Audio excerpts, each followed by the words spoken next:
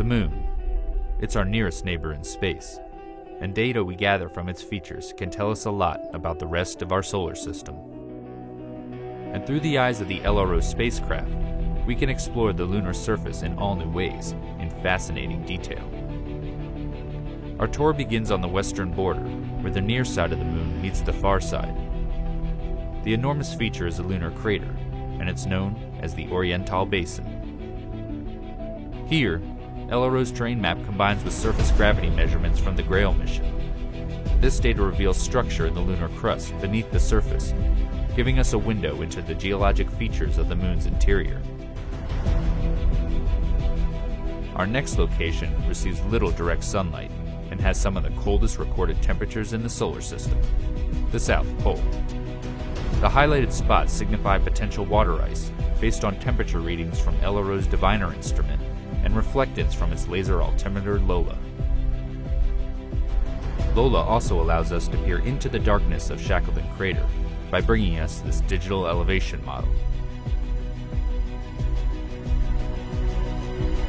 It's 21 kilometers wide and 4 kilometers deep, but it pales in comparison to the largest known impact crater in the Earth-Moon system, the South Pole Aitken Basin. Sitting on the far side, it's 2,500 kilometers across and 13 kilometers deep. We don't yet know exactly how old the basin is, but it was first seen in the 1960s by spacecraft flying around the far side. As much as we use LRO data to investigate areas we can't see from Earth, we also probe familiar territory on the lunar near side to bring back images with an all-new level of detail. This is Tycho Crater. It's around 100 million years old.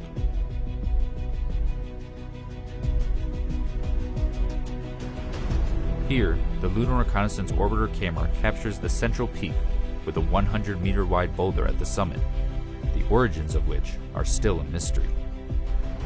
Continuing across the Moon's near side, we will arrive in an area ripe for future exploration due to the diversity of impact and volcanic materials. It features a prominent crater so bright it's not only visible through telescopes, but also to the naked eye. Welcome to the Aristarchus Plateau. Here, infrared shows the mineral pyroxene in orange and a splash of plagioclase in blue from Aristarchus Crater. This region can tell us a lot about the rich volcanic history of the Moon. As much as we study the Moon looking for sites to visit, we also look back at places we've already been. This is because the new data that LRO is gathering helps us reinterpret the geology of familiar places, giving scientists a better understanding of the sequence of events in early lunar history. Here, we descend to the Apollo 17 landing site in the Taurus-Littrow Valley, which is deeper than the Grand Canyon. The path the astronauts took over the course of 3 days is shown.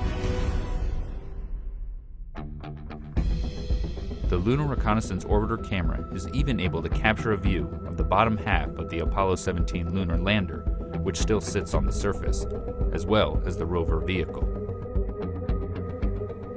These images help preserve our accomplishment of human exploration on the Moon's surface. Moving onward, we make our way to our final destination. This location contains regions that exist in permanent shadow, as well as ones that bask in nearly perpetual light. It's the North Pole. Detailed terrain measurements by Lola allow scientists to model sunlight and shadow at the poles over decades and centuries. Sunlit peaks and crater rims here may be ideal locations for generating solar power for future expeditions to the Moon. This updated visualization of the lunar landscape stands as a testament to the functionality and abilities of the Lunar Reconnaissance Orbiter spacecraft. And as the mission continues to gather data, it will provide us with many more opportunities to take a tour of our Moon.